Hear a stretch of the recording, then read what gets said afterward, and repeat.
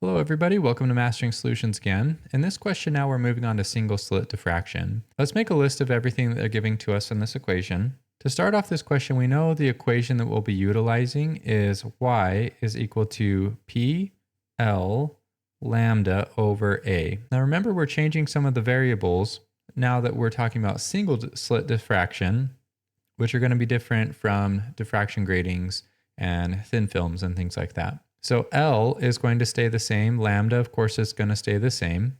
In this case, A, however, is talking about the width of the slit. So this is what we're trying to solve for in this question. So A gets a question mark. P is talking about the distance from the center to a dark spot, not a bright spot like we did in diffraction gratings. So if we draw a picture of what's happening, we have our pattern here. So we have our central bright spot, and then, like I said, instead of talking about the bright spots, we have the dark spots. So this spot right here, that's going to be P1, and then P2, etc. And of course down here, same thing, P1 and P2 right there. So the information that they give us though, we have to do some algebra. That's why they set it up this way, to try to make us comfortable with using the equation. They don't tell us what the distance is from here, which this is P0, but they don't include that for this.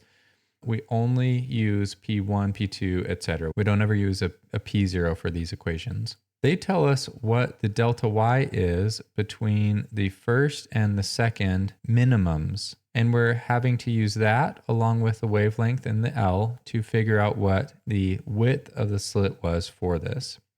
So how we'll do that is we are going to use this delta y here.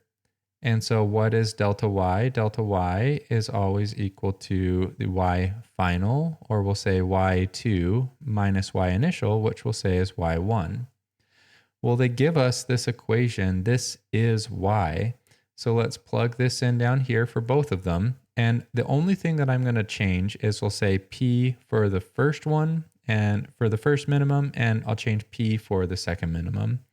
So we have delta y is equal to 2L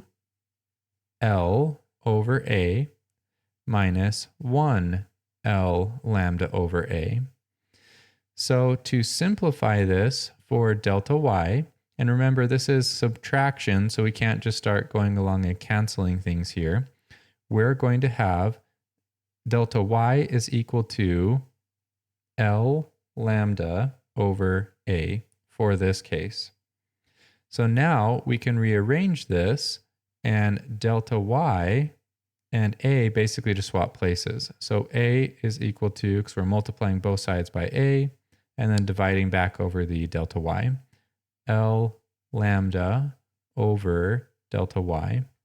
So now we have our equation here that we can use to solve for the width of the slit. Let's come up here to the top and plug everything in. So we have A is equal to L, which in this case we said is 1.5 meters. Lambda is 633 nanometers. And we're dividing that by delta y, which they said is 4.75 millimeters. Now you can move the decimal place over 1, 2, 3, which should be 0.00475.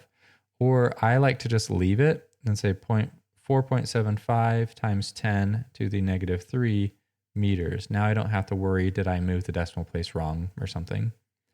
So if we plug this into our calculator, we have 1.5 times 633 nanometers. And then all of that's divided by 4.75 times 10 to the negative 3. And we have 1, 2, 3, 4. Let's keep it in millimeters. So 1, 2, 3. So A, or the width of this slit, is going to be 0.199. So let's round that to 0.2 millimeters. And that is the width of the slit.